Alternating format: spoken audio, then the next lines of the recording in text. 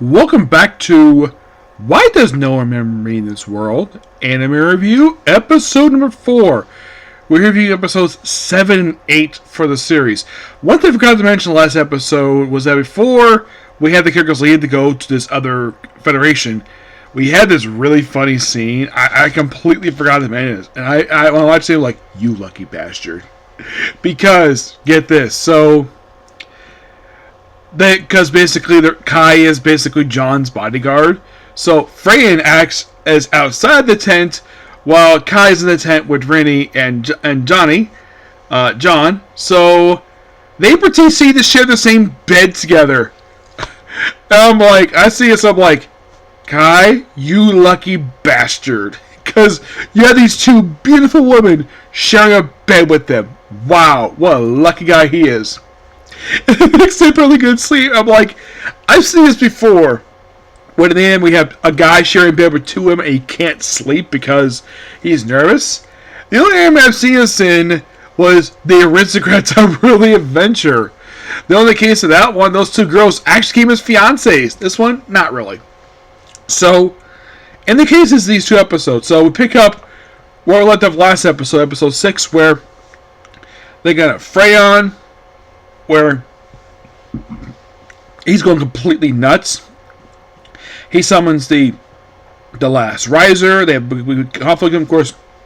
Before this, he used like a bell, a sword, a spear on them. Raymond basically puts a good fight too with her cloak, with her princess barriers. It's a really good fight sequence.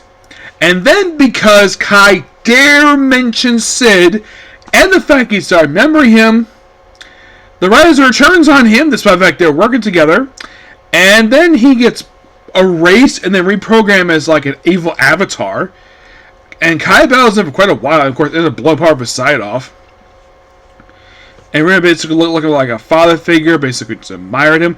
There was no hint that she was in love with him. No, it was basically like someone basically admired as like an actual hero. And of course, she does not blame Kai for basically causing his death, because he had no choice in the matter. And of course, basically, it's all about now. After he dies, one of his knights who battled Rennie, who got his helmet knocked off. Apparently, he's a guy with a beard. So it turns out that it was this, like, apparently this all started very recently. Like basically, like, only he knows this personality change is they went to the border and ran across one of the other heroes, the hero of the mythical beast, Rathi. Yes. The thing with her is, now, I don't have a credited dub actor for her, because I can't really find one per se. It is kind of weird, the fact that I can't really find one. Because I've tried looking up and see exactly who voices this character.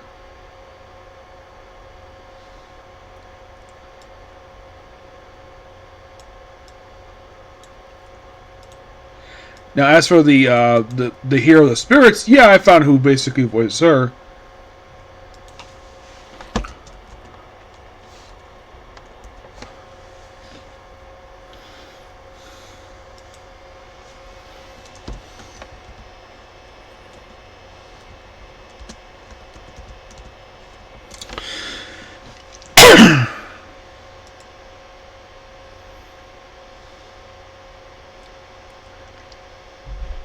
It's like I'm trying to basically find out who voices character, and the problem is,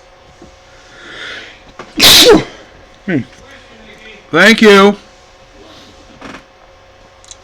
Sorry about that. So I cannot find who exactly voices this character at all. Yeah, I couldn't find it though. I've tried looking, so. But in the case of the hero of the spirits, Kikyo, yes, we do have a credit dub act of her, and it's Brian Apparel.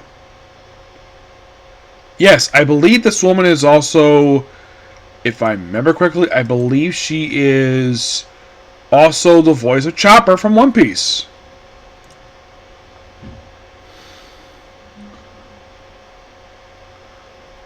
No, no. Let's see. Cast. Let's see.